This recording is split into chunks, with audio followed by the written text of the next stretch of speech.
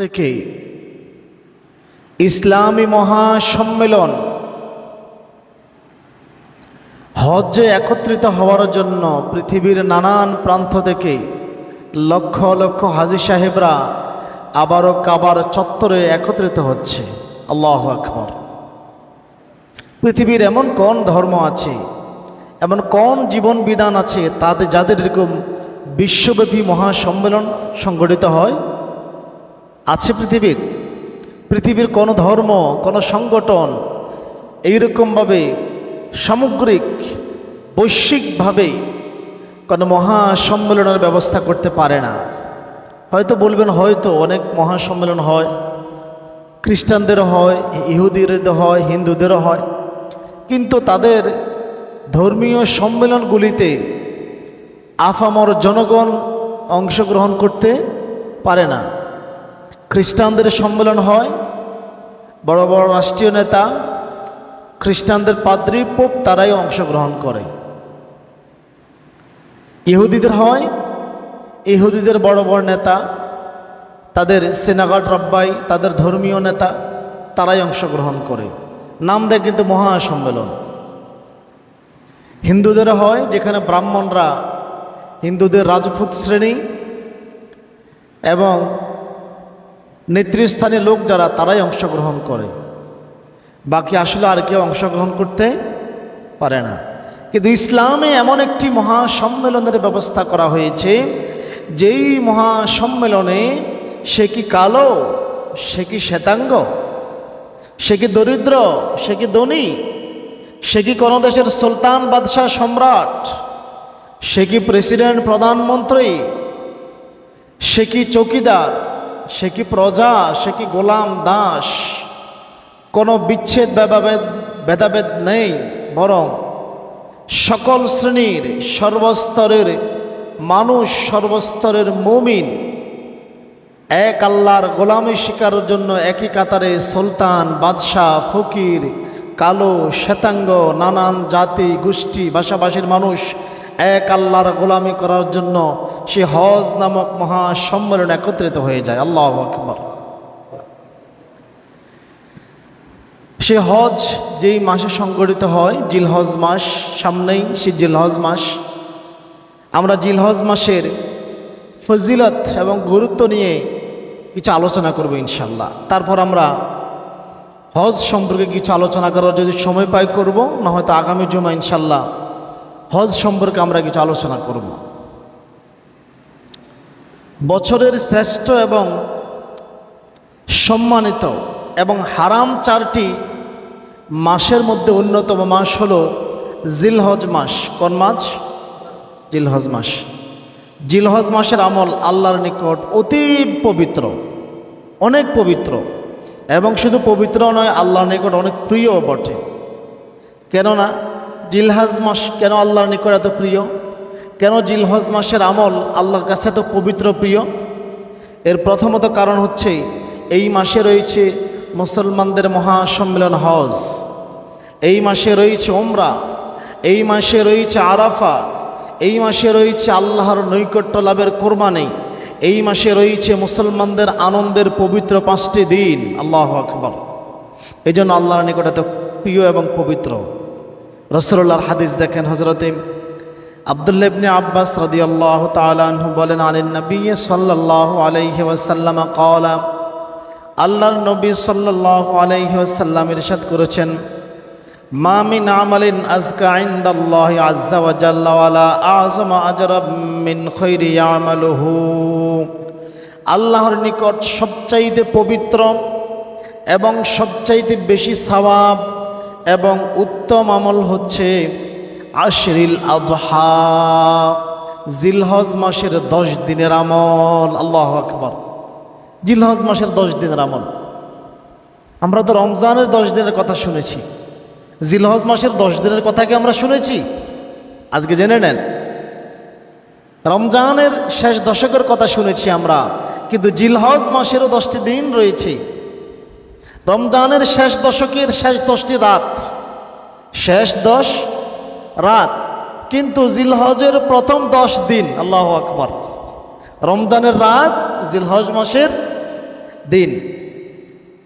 আল্লাহ নবী সাল্লাল্লাহু আলাইহি ওয়াসাল্লাম বলেন, জিলহজ মাসের প্রথম 10 দিনের আমল আল্লাহর নিকট অতীব পবিত্র এবং সবচাইতে সওয়াবপূর্ণ মর্যাদাবান। এই 10 দিন হচ্ছে প্রথম 10 দিন। কোন 10 দিন? প্রথম 10 দিন। এই 10 দিনে রয়েছে 10টি রোজা। কি আছে? 10টি রোজা, হজ, উমরা, আরাফা, কোরবানি। এই কারণেই এই 10টি দিনের আমল আল্লাহর নিকট অতীব পবিত্র এবং প্রিয়। আব্দুল্লাহ ইবনে আব্বাস এবং আব্দুল্লাহ ইবনে ওমর রাদিয়াল্লাহু তাআলা আনহু থেকে অপর এক হাদিসে বর্ণিত রয়েছে, আল্লাহর নবী সাল্লাল্লাহু আলাইহি ওয়াসাল্লাম বলেন, মা মিন আইয়ামিন আ'যামু ইনদাল্লাহি ওয়ালা আহাব্বাল্লাহি মিন আমালা ফীহিন্না মিন হাযিহিল আইয়ামুল আশরি। আল্লাহর নিকট জিলহজ মাসের প্রথম 10 দিন সবচাইতে মর্যাদাপূর্ণ 10 দিন। সবচাইতে 10 রাত, কিন্তু কোন রাত? রমজানের 10 রাত। কথা কি মনে আছে আপনাদের? ভুলে যাবেন না কিন্তু। 10 রাত হচ্ছে কোন রাত? রমজানের শেষ 10 রাত। কিন্তু এখানে বলছে দিনের কথা। জিলহজ মাসের প্রথম 10 দিন আল্লাহর নিকট অতীব পবিত্র 10 দিন। আল্লাহর নিকট অতীব পবিত্র 10 দিন। এরপর আল্লাহ নবী সাল্লাল্লাহু আলাইহি ওয়াসাল্লাম বলেন, আর এই 10 দিনের আমল আল্লাহর নিকট অধিক প্রিয় আমল। সুবহানাল্লাহ বলবেন না? এই যেহেতু আল্লাহর নিকট এই 10 দিন খুবই প্রিয়, পবিত্র, এই 10 দিনের আমলও আল্লাহর নিকট অতীব পবিত্র এবং প্রিয় আমল। অতঃপর আল্লাহ নবী সাল্লাল্লাহু আলাইহি ওয়াসাল্লাম বলেন, ফাকসারু ফীহিন্না, তোমরা এই দিনগুলিতে অধিক পরিমাণে তাহলিল করো, অধিক পরিমাণে ভালো ভালো কাজ করো, হালাল কাজগুলি করো, আল্লাহর সন্তুষ্টির জন্য তাসবিহ করো, তোমরা তাহলিল করো। ওয়াত তাকবীর, এবং বেশি বেশি পরিমাণে তাকবীর বলো। কার জন্য? আল্লাহর জন্য।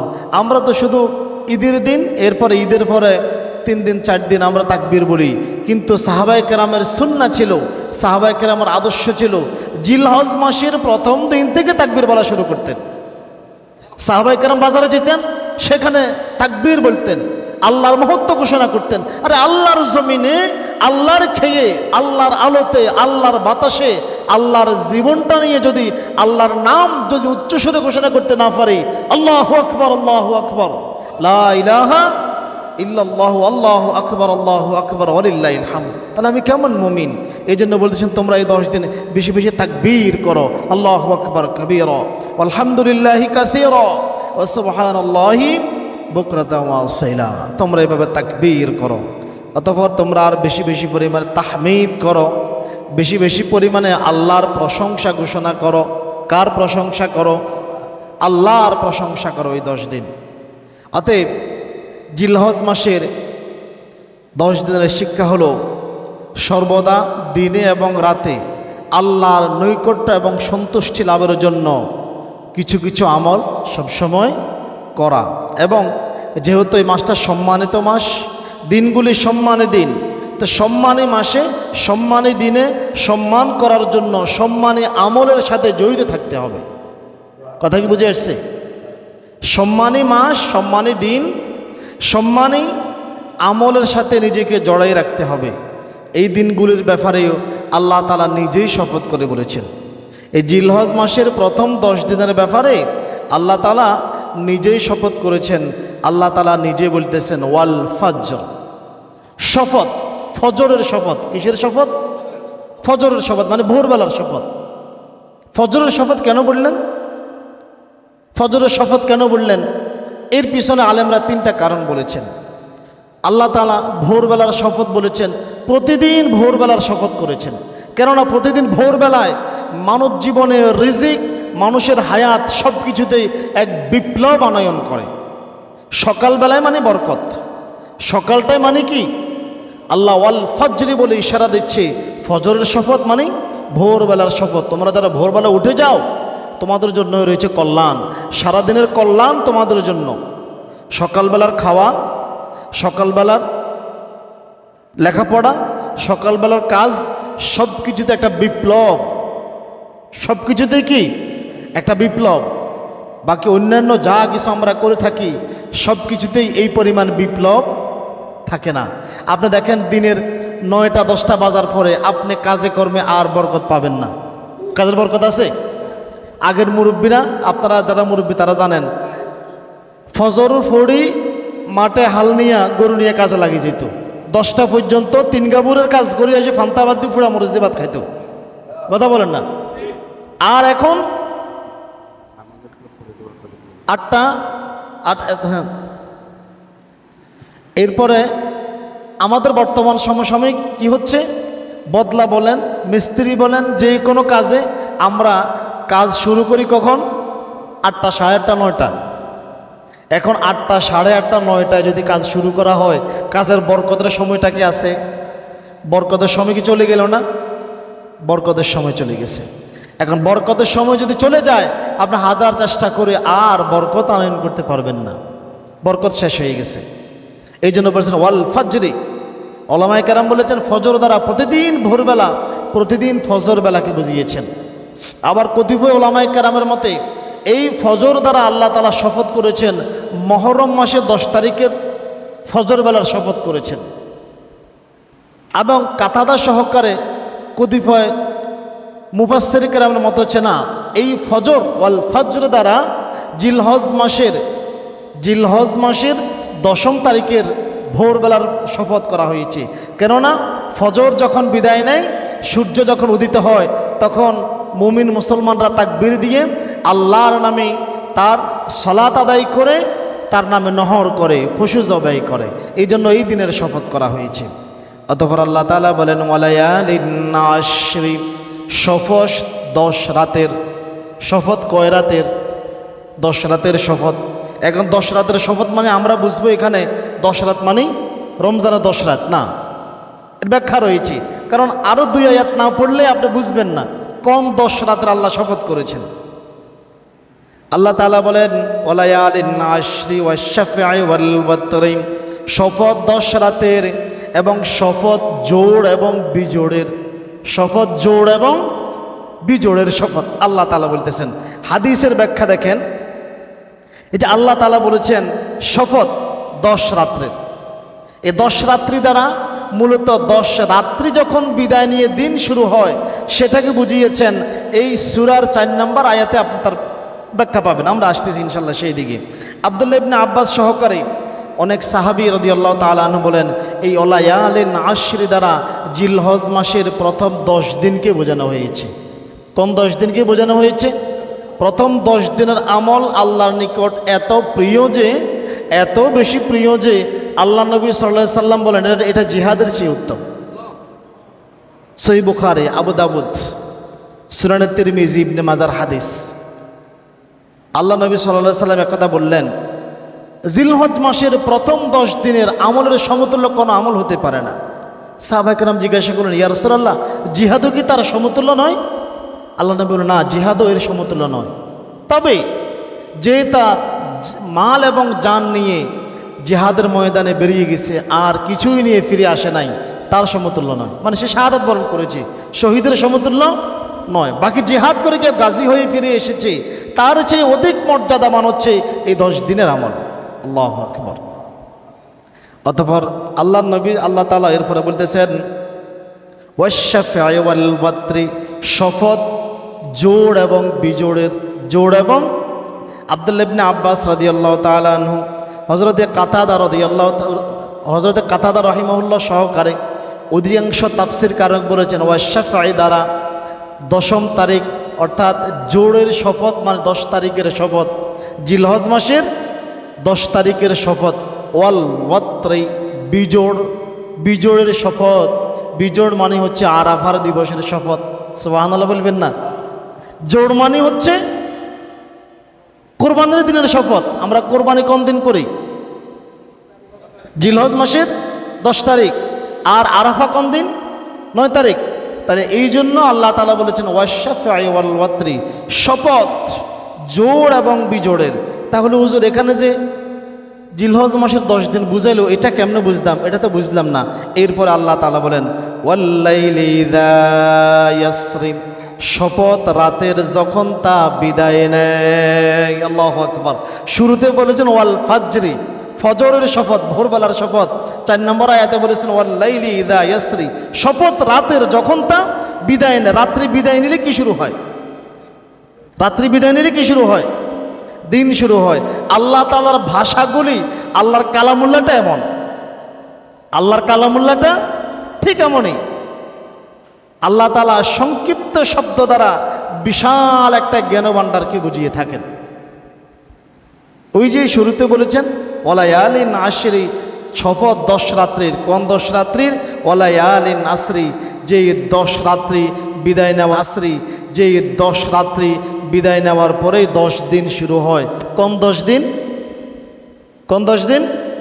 জিলহজ মাসের 10 দিন। আল্লাহ নবী সাল্লাল্লাহু আলাইহি সাল্লাম বলেছেন এই সূরার এই অংশগুলি দ্বারা জিলহজ মাসের প্রথম 10 দিনকে বোঝানো হয়েছে। অতএব রমজানের শেষ 10 রাত আমাদেরকে শিক্ষা দিয়ে যায় কিভাবে রাত জেগে জেগে জেগে জেগে আল্লাহর গোলামি করতে হবে, আল্লাহর নৈকট্য অর্জন করতে হবে, আল্লাহকে সন্তুষ্ট করতে হবে। আর জিলহজ মাসের প্রথম 10 দিন আমাদেরকে শিক্ষা দেয় কিভাবে দিনের বেলায় আল্লাহকে স্মরণ করে করে যাবতীয় পাপ থেকে বিরত থেকে আল্লাহর মহত্ব ঘোষণা করে আল্লাহর গোলামি করা যায়। এবং এই 10 দিন আমাদেরকে শিক্ষা দেয় কিভাবে আল্লাহকে স্মরণ করে ইসলামী এবং মুসলিম বিশ্ব ঐক্যবদ্ধভাবে জীবন যাপন করতে পারে। যার অন্তরে আল্লাহর স্মরণ এভাবে থাকবে, আল্লাহ তাআলা বলতেছেন আমি তার অন্তরটাকে আমার নেয়ামত দিয়ে পরিপূর্ণ করে দেব। এই 10 দিন আমাকে আপনাকে শিক্ষা দিচ্ছে, এই 10 দিন আমাদেরকে আপনাকে শিক্ষা দিচ্ছে আপনি কাজ করেন, হাটে যান, বাজারে যান, সর্বদা কাকে স্মরণ করেন? আল্লাহকে স্মরণ করেন। আর যে একবার তার অন্তরটাকে আল্লাহর স্মরণের জন্য খালি করে দেবে, আল্লাহ তাআলা বলতেছেন আমি সেই খালি অন্তরটা খালি রাখবো না, আমি তার অন্তরে অভাব দূর করে দেব, তার অভাব অনটন দূর করে দেব, তার কষ্টগুলি লাঘব করে দেব। আর যদি কেউ এরকম না করে তাহলে আমি তাকে দুনিয়ার ব্যস্ততা দিয়ে এত ব্যস্ত করে দিব, দুনিয়ার ব্যস্ততা তাকে নিক্ষেপ করব, তখন দেখবা সে ওই যে আমরা একটা কথা বলি লেজে ফিডে কোনোটাই লাগল ফাইনা। হযরতে আবু হুরায়রা রাদিয়াল্লাহু তাআলা আনহু বলেন قال النبي صلى الله عليه وسلم قال الله عز وجل, আল্লাহ তাআলা বলেন হাদিসে কুদসি, আল্লাহর কথা। কার কথা? আল্লাহ তাআলা বলেন ইয়া ইবনু আদম তাফাররাগু লিইবাদাতি আমলা সাদরাকা গিনান, তুমি তোমার অন্তরটাকে আমার ইবাদতের জন্য খালি করে দাও। আল্লাহু আকবার। তুমি যদি তোমার অন্তরটাকে, তোমার কলবটাকে আমার ইবাদতের জন্য খালি করে দাও, তুমি যদি আমার ইবাদতের জন্য সময় বের করো, তাহলে শুনে রাখো সদরাকা গিনান, আমি তোমার অভাব দূর করে দেব। আল্লাহু আকবার। আমি তোমাকে ধনী বানিয়ে দিব। আমি তোমাকে কি বানিয়ে দিব? আমি তোমাকে ধনী বানিয়ে দেব। ওয়াশাদ্দ ফাকরাকা, এবং তোমার কাছ থেকে দরিদ্রতা অনেক দূরে চলে যাবে, অনেক দূরে চলে যাবে। যে আল্লাহর উপরে ভরসা করে, আল্লাহকে স্মরণ করে, আল্লাহকে ভয় করে, তার কি কোনো কিছুর চিন্তা থাকার আছে? আপনি দেখেন সকালবেলা পাখি দেখেন আপনারা, পাখিরা সকালবেলা ফজরের পর যদি হাঁটতে বেরোন তাহলে দেখবেন, দুপুরবেলা দেখবেন না এই সৌন্দর্য। ফজরের পরে যদি হাঁটতে হাঁটতে কোনো একটা মাঠের দিকে যান, দেখবেন সেই ফজরের পর পর পাখিগুলি, ফজরের পর পরে পাখিরা তাদের বাসা থেকে বের হয়ে পৃথিবীর নানান প্রান্তে ছড়িয়ে পড়তেছে। দেখেছেন কখনো? দেখেছেন? এই এক সৌন্দর্য, আল্লাহু আকবার। কিন্তু মানুষ এই সময় ঘুমায়, মানুষ এই সময় ঘুমায়, কিন্তু এই সময় পাখিরা তাদের আহারের অন্বেষণে বের হয়ে যায়। এই যে পাখিদের কোনো কারখানা আছে, পাখিদের কোনো মিল ফ্যাক্টরি, ব্যাংক ব্যালেন্স আছে? আছে? তাদের খাবারের জন্য কোনো রেস্টুরেন্ট, হোটেল আছে? কোনো পাখিকে না খাই মারা গেছে? পৃথিবীতে কোটি কোটি পাখি, কে খাওয়াচ্ছে? পাখিদের রিজিকের ব্যবস্থা যদি আল্লাহ করতে পারে, তাহলে আমরা মানুষ, আমাদের রিজিকের দায়িত্ব কার হাতে? আল্লাহকে যদি একবার স্মরণ করেন, অন্তরটাকে আল্লাহর ইবাদতের জন্য খালি করে দেন, দেখবেন আল্লাহ আপনার অভাব দূর করে দেবে। আর পৃথিবীতে আপনি যা খাবেন ওই বিল গেটস বেটাও তাই খাই মরবে। আপনি যা খেয়ে মরবেন ওই ভারতের মুকেশ আম্বানি একই খাবার খেয়ে মরবে, বাড়তি কিছু খেতে পারবে না। মুকেশ আম্বানির জন্য আসমান থেকে, জান্নাত থেকে মান্না সালওয়া খাবার আসবে না। এই জমিনের মাটি থেকে উৎপাদিত পচা কদর্য খাবার তাকে খেতে হবে, শুধু সামান্য মশলা দিয়ে একটু গ্রাম তৈরি করে আর কি, এই তো আর কিছুই না। আর কিছুই না। আপনি যেই মাটি খান মুকেশ আম্বানি সেই মাটি খায়, আপনি যেই মাটি খান বিল গেটস একই মাটি খায়। তার জন্য বিশেষ কোনো খাবার নেই, তার জন্য আসমান থেকে জান্নাত থেকে খাবার আসে না, কারোর জন্য জান্নাত থেকে খাবার আসে না। অতএব আল্লাহ তাআলা বলতেছেন, তুমি তোমার অন্তরটাকে আমার ইবাদতের জন্য খালি করে দাও, দেখবে আমি তোমার অন্তর থেকে অভাব দূর করে দিব, তোমার দারিদ্রতাকে তোমার কাছ থেকে দূর করে দিব। অতঃপর আল্লাহ তাআলা এরপর ধমক দিচ্ছেন, ওয়াইল্লা তাফআল মালাতু, যেই ব্যক্তি এমনটা করবে না, অর্থাৎ যেই ব্যক্তি আমার ইবাদতের জন্য সময় বের করবে না, অন্তরটাকে খালি করে দিবে না, আল্লাহ তাআলা এরপরে বলেন ইয়াদাকা শুগলান, আমি তার হাতকে ব্যস্ততায় পরিপূর্ণ করে দেব, আমি তার হাতকে ব্যস্ততায় পরিপূর্ণ করে দেব। ওয়ালাম আসাদ্দু ফাকরাকা, এবং তার পিছনে দারিদ্রতাকে লেলিয়ে দেব। নাউজুবিল্লাহ। কিছু লোক আছে কোটিপতি এরপরও গরিব, আছে না, তার চাহিদা মেটে না। আর কিছু লোক অল্প সম্পদে আলহামদুলিল্লাহ সন্তুষ্ট, যার চাহিদা মেটে না তাকে যদি একটা পৃথিবীও দিয়ে দেওয়া হয় সে আরও একটা পৃথিবী চাইবে। এই জন্য আল্লাহ নবী বলেছেন, মানুষের চাহিদা একমাত্র মাটিই পূরণ করতে পারে। মাটি পূরণ করার মানে কি? যখন মাটিতে দাফন করা হবে একমাত্র মাটিই পূরণ করতে পারে, এছাড়া মানুষের চাহিদা কখনো পূর্ণ হয় না। এই জন্য বলেছেন, তোমরা যদি আমার ইবাদতের জন্য সময় বের না করো, অবসর সময় যদি কাজে না লাগাও, তাহলে আমি তোমাদের হাতকে তো ব্যস্ততায় পরিপূর্ণ করে দেব, দুনিয়ার ব্যস্ততায় পাশাপাশি দারিদ্রতাকে তোমাদের পিছনে লেলিয়ে দেব। তুমি যত কোটি টাকার মালিক হও, তোমার দারিদ্রতা ছাড়বে না, তোমার পিছনে দারিদ্রতা লেগেই থাকবে। অতএব আল্লাহ তাআলাকে সর্বদা স্মরণ করা তৌফিক দান করুক সকলে বলে আমিন। এখন আসেন হজ এবং উমরার আলোচনা, বিশদ আলোচনা। আমরা হজ এবং উমরার কিছু শিক্ষা নিয়ে আলোচনা করব। আমরা হজ এবং উমরা থেকে কী শিক্ষা লাভ করতে পারি?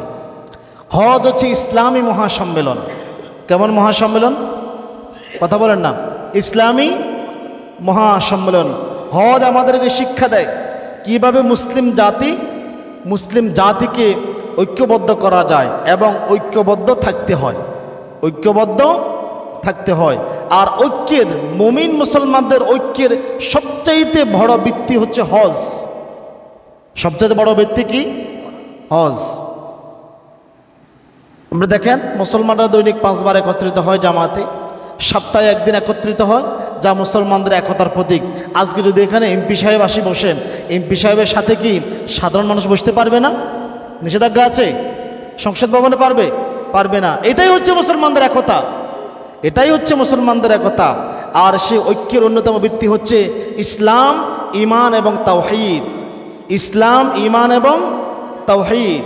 আর ইসলামে আল্লাহ তাআলা নিজেই বলেছেন, তোমরা আল্লাহর রশিকে, আল্লাহর রজ্জুকে কামড়ে ধরো, আঁকড়ে ধরো, যাতে তোমরা বিভক্ত না হয়ে যাও। আল্লাহ তাআলা বলেন, ওয়াতাসিমু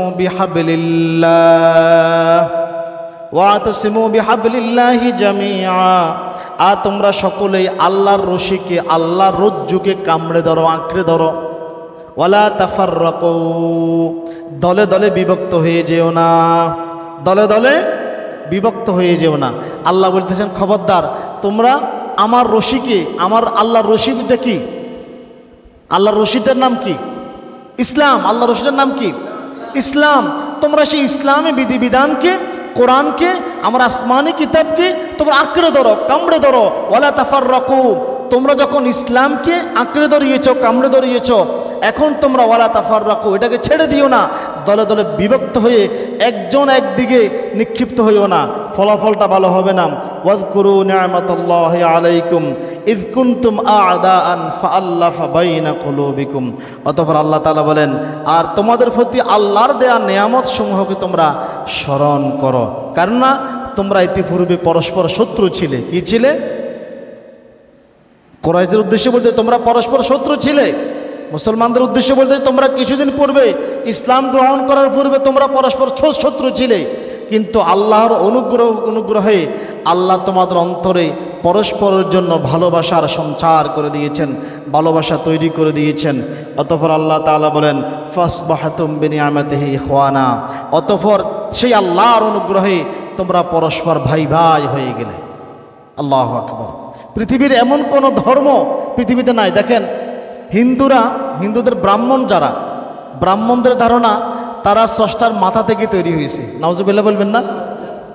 তারা স্রষ্টার মাথা থেকে তৈরি হয়েছে, এই জন্য তারা সবচেয়ে সম্মানী। তারা কখনো নিম্ন শ্রেণীর হিন্দুদের সাথে একত্রিত হবে না। ব্রাহ্মণ, ক্ষত্রিয়, বৈশ্য, শূদ্র, 4টি শ্রেণীতে বিভক্ত। কয় শ্রেণীতে বিভক্ত? 4 শ্রেণী। এই 4 শ্রেণী আবার 36 জাতিতে বিভক্ত। এক জাতি আরেক জাতিকে ভাই বলে সম্বোধন করতে রাজি নয়। নিম্ন শ্রেণীর হিন্দুর হাতের কোনো খাবার উচ্চ শ্রেণীর হিন্দুরা খায় না। কিন্তু ইসলাম বলতেছে না, তোমরা পরস্পর ভাই ভাই, তোমরা পরস্পর কি? আল্লাহু আকবার। আল্লাহ তাআলা আদেশ দিয়েছেন মুমিনরা এক আল্লাহর গোলাম। কার? এক আল্লাহ। যেহেতু সবাই আল্লাহর গোলাম, এখানে উঁচু নিচু কোনো ভেদাভেদ থাকবে না, তোমরা সকলেই ভাই ভাই। তারা এক জাতি, মুসলিম জাতি হিসেবে তোমরা নিজেদের পরিচয় দিবে। যা হজ নামক মহাসম্মেলনের মাধ্যমে আমরা এই বাণী সারা বিশ্বে প্রসার করে দিই। দেখো, এই আমাদের হজের দিকে তাকাও, যেখানে বিবদমান 2টি রাষ্ট্রের 2টি জাতির 2টি ভাষাভাষীর বিভিন্ন গোষ্ঠীর মানুষ, শ্বেতাঙ্গ, কালো, বিভিন্ন ভাষাভাষীর গোষ্ঠী রাষ্ট্রের মানুষ একত্রিত হয়ে এক ইমামের পিছনে এক কাতারে দাঁড়িয়ে, কে সুলতান, কে বাদশাহ, কে চৌধুরী, কে চৌকিদার দেখার কোনো সময় নাই, এক ইমামের পিছনে আল্লাহু আকবার বলে আল্লাহর গোলামের স্বীকৃতি দিচ্ছে।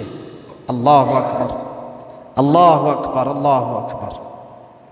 নিজেদেরকে মুসলমানরা এইভাবে হজের মাধ্যমে ঐক্যবদ্ধ জাতি হিসাবে ঘোষণা দিচ্ছে। আব্দুল্লাহ ইবনে ওমর রাদিয়াল্লাহু তাআলা আনহু বলেন, আন্নান নবিয়্য সাল্লাল্লাহু আলাইহি ওয়াসাল্লাম ক্বালা, আল্লাহর নবী সাল্লাল্লাহু আলাইহি ওয়াসাল্লাম বলেন, ইন্নাল্লাহা লা ইয়াজমাউ উম্মতি মুহাম্মাদিন আলা দালালাতিন, নিশ্চয়ই আল্লাহ তাআলা উম্মতে মুহাম্মাদিকে পথভ্রষ্টতার উপরে কখনো একত্রিত করবে না। আল্লাহ তাআলা পথভ্রষ্টতার উপরে উম্মতে মুহাম্মাদিকে কখনো একত্রিত করবে না। অতঃপর বলেন, ওয়ায়াদুল্লাহ আলাল জামাআতি, জামায়াতের উপর, ঐক্যবদ্ধতার উপরে আল্লাহর হাত রয়েছে। আল্লাহর কি রয়েছে?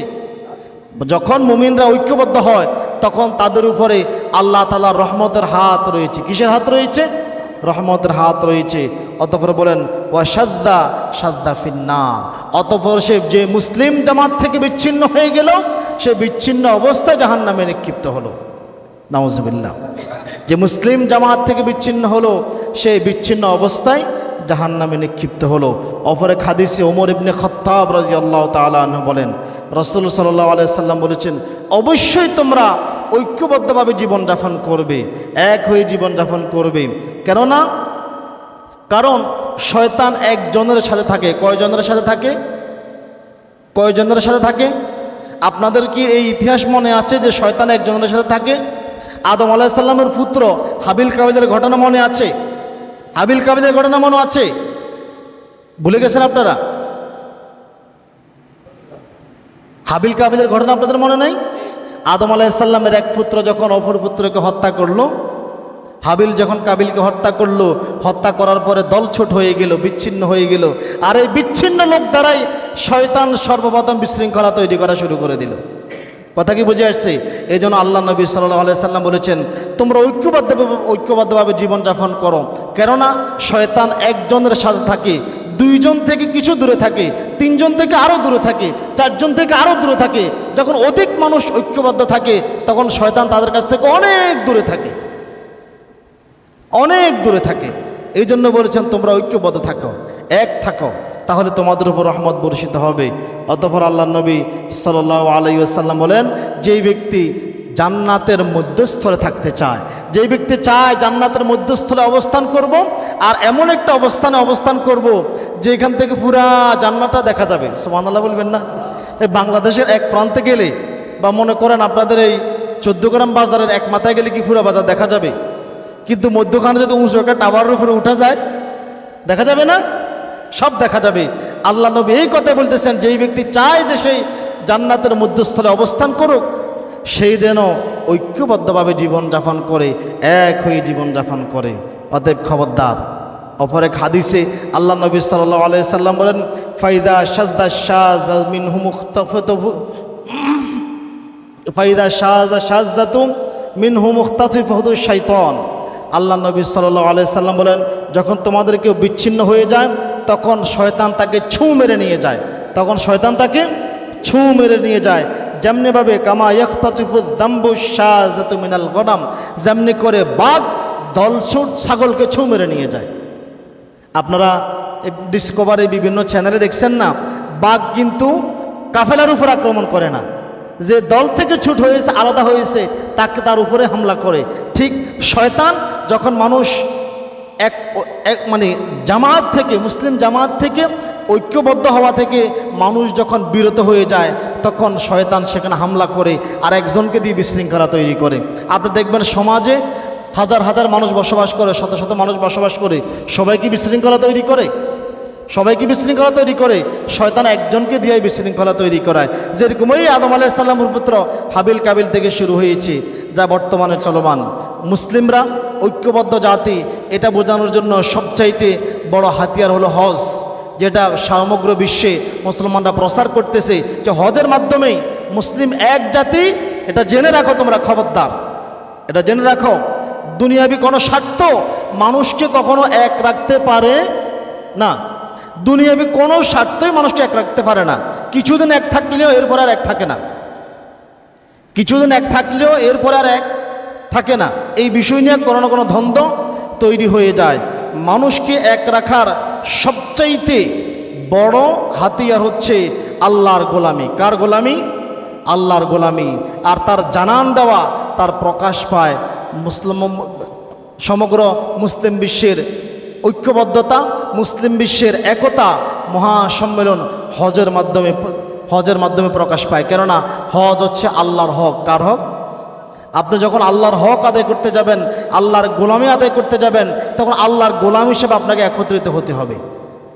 হিন্দুদের ব্রাহ্মণ, ক্ষত্রিয়, শূদ্র, এরপরে শ্লেচ্ছ, আরও অনেক জাতি আছে। কখনো দেখবেন না এক জাতি আরেক জাতির সাথে ধর্ম পালন করে। ব্রাহ্মণদের আশেপাশেও শূদ্ররা বুঝতে পারে না।